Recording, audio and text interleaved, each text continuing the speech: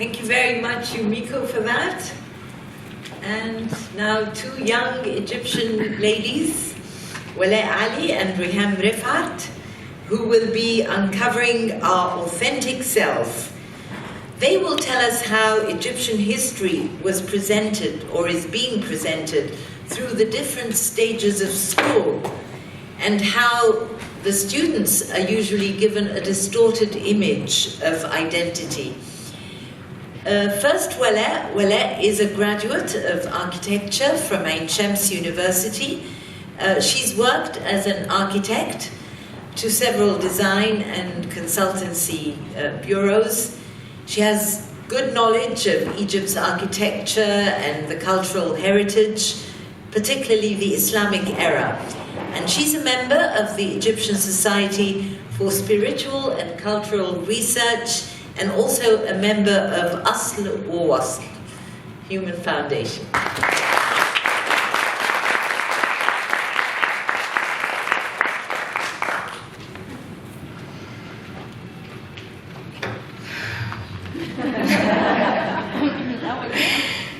It's different from here. Okay. I'm supposed to talk about uncovering our authentic self. And I've had quite a journey with that. I would like to start from something that really is new to me today. I would like to talk about ideas. And ideas are something that we are convinced of. When we began the conference, and Dina here and Dr. Alia were speaking about how we cannot continue living like this, we have to change the way we perceive things, or there has to be a shift somehow in consciousness in order for us to survive. And this is an idea that no one, I think almost everyone will agree. We know that we are in trouble, we need to find a way. And this is an idea. But the realization is something else. A realization is a process. It's something that doesn't come from an idea. It may be triggered by an idea or a question, and then something else starts to happen. And for most of what happened here, when we listened to each other here in the conference, it was always the question of who I am. Who am I? What's my identity? And for me, it was the trigger too. After the revolution, Mariam was speaking about the revolution. It was something that we shared in a collective way. I think many of us shared this. Who are we? And who am I? And in a realization, there's a process that you're not aware of all what's really happening.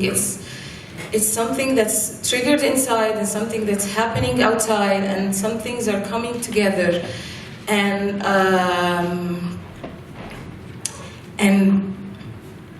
once you have this thing that comes out of a realization, you're changed. And you can never come back to whatever you were before. And there's some kind of force that's created. There's a force that's pushing you, or you're being driven into somewhere, and you don't know what really is going to happen. And that's exactly what happened with my presentation. I prepared a presentation, or I was trying to prepare a presentation about my work, about how the Egyptian civilization and or rereading the history changed me or changed my life, changed everything. And after being here for a couple of days, I thought, no, I cannot say that anymore, because I'm not that person that wrote that presentation 2 days ago or whatever, I don't know when now. Today I'm new. Yes. Today I'm new. I cannot say anything else but what I feel now. And what I feel now is a realization. It's a process I've been to with all of you. With all of you. You have changed me.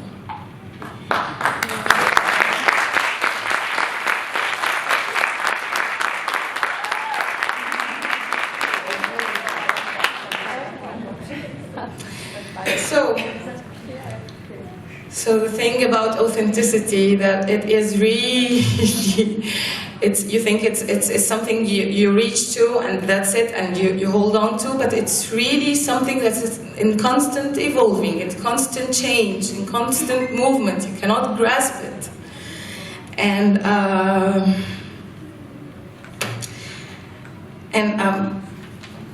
amazingly,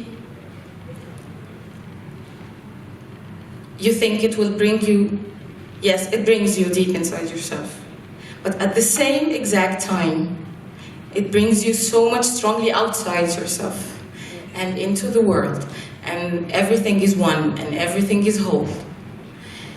And I find myself now in the process, and I cannot say exactly when did it start, when did it end, I don't know.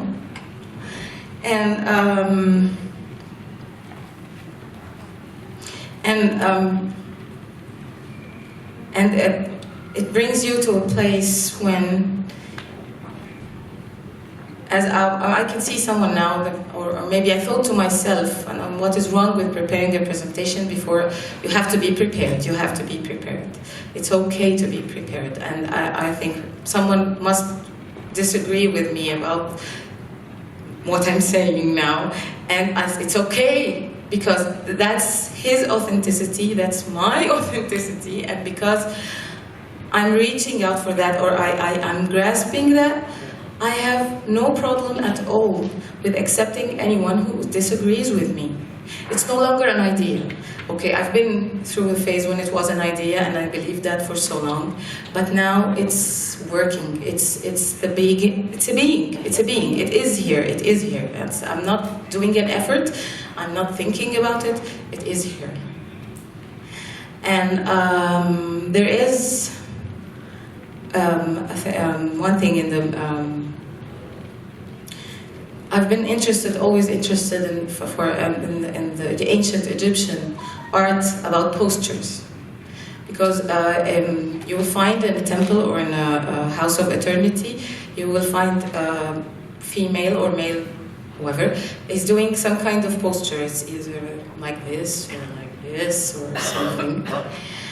And if you're familiar with the house of eternity, an Egyptian house of eternity, there's something that's called a symbolic door. That's a door that brings you, or symbolizes the passage from one world to another. And on the sides, you would find a woman who's doing like this. That's what I want to do here now for you. Thank you.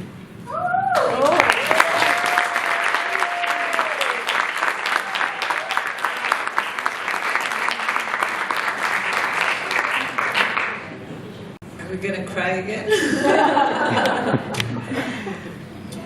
But very true what you said, absolutely, about the authentic always evolving. And can I share a very small story? It's when I worked for Egyptian state television for over 25 years, and then the revolution happened, and I was not allowed to take a camera to go and cover in Tahrir Square. And I realized I can't do this, I need to be with the people, and they told me I'm not allowed to take the camera, so I resigned, and I went to Tahrir, I joined the protesters, and I wrote my boss a resignation letter saying,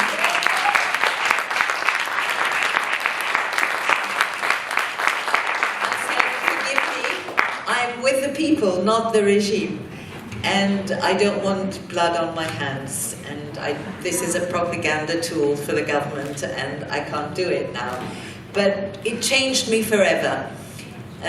I'm not the same person I was, and it's a force that's so much stronger than you. Even if I tried to going back to being, you know, the way I was, it's just changed me forever. So Walaa, what you said is so true. Reham is a graduate of the faculty of Al-Alsan, and she specializes in the Spanish language. She has a diploma in the Spanish language and culture from Madrid, and she has worked in tourism, but she's interested in human studies, in psychology, spirituality, and personal development. She's also a member of the Human Foundation. Uncovering our authentic self, from Reham now.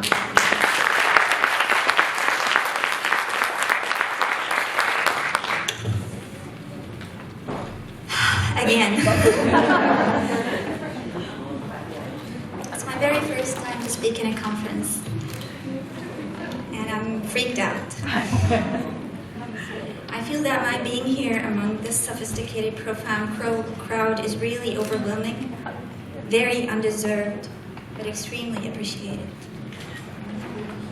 I had a totally different presentation prepared for today, just like Walaa, which included some reflections on the Egyptian history, the January Revolution, and the myth of Isis and Osiris with the archetypes it represented.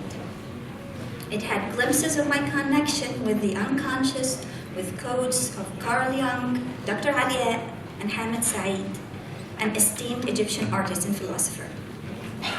But deep down, I had a feeling that it was not what I was going to say.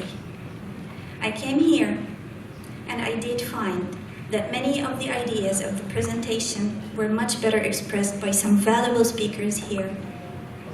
And I really wouldn't dare to compare with that. So I eventually started to go personal. I decided to share my personal shifting experience in a quick brief. I wouldn't consider my childhood a happy phase in my life. Ever since I was a little girl, I had absolutely no connection with anything or anyone. I had an idea in my mind that everything and everyone in this world is a totally separate entity with absolutely no connection whatsoever. I even thought that my heart, my mind, my feelings, and my body were separate entities as well. I was intimidated by socializing and always preferred to stay alone and read a lot. So often, I could hear voices within me, but it seemed as if I was a book, full of information, but out of context. I come from an Upper Egyptian town, and I remember that all I had ever wished for back then was to grow up, leave the house, and live alone in Cairo. And I did. I joined university in Cairo, finished my education, traveled to Europe, came back, and got a good job that I was really good at. I used to happily work for 12 hours a day. I traveled a bit more, got married, had a little girl, but that sense of disconnection was always there. I couldn't relate or belong to anything or anyone. I gained knowledge, I socialized more, and had some milestones along the way that caused me to change and adapt. But that was always something missing. There was always something missing. I was mainly changing in a mental level, but deep down, I was always the same. Angry, bitter, criticizing, and insecure. Within me, there were so many parts that I didn't accept. Experiences in my past I couldn't forgive, and shadows I didn't want to acknowledge. Then I got a divorce, and I literally hit the bottom. And then was the question, what am I doing here? And the answer was joining Wasl and the Human Foundation and knowing Dr. Walaa Aly Refaat. And that was it. She was a teacher, a mentor, a spiritual guide in a motherly spirit. She represented the accepting as is, the making space, the being available, the embracing of opposites, and the listening.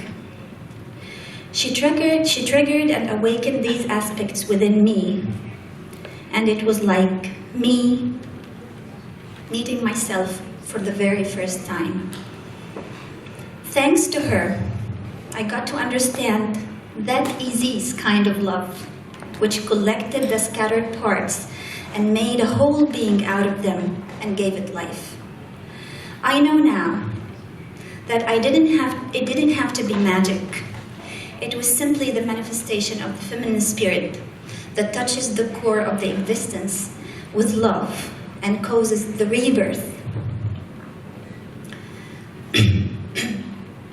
And one is never the same again. She taught me how to look inside and connect to all my parts, and thus to the world. I started to have a better understanding of myself, and only then I was able to recognize the oneness of the human beings, the common foundation that we all come from, and the similarity of the concepts that stands behind the different expressions and interpretations. Now, I have the whole world to belong to, and I'm happy. It is the feminine spirit that drew me into the very depth within and caused the real shift in my life. I believe that if enough people connect to such spirit, the world will reconcile with nature, will regain its balance, and will eventually be a better place for all of us. Thank you.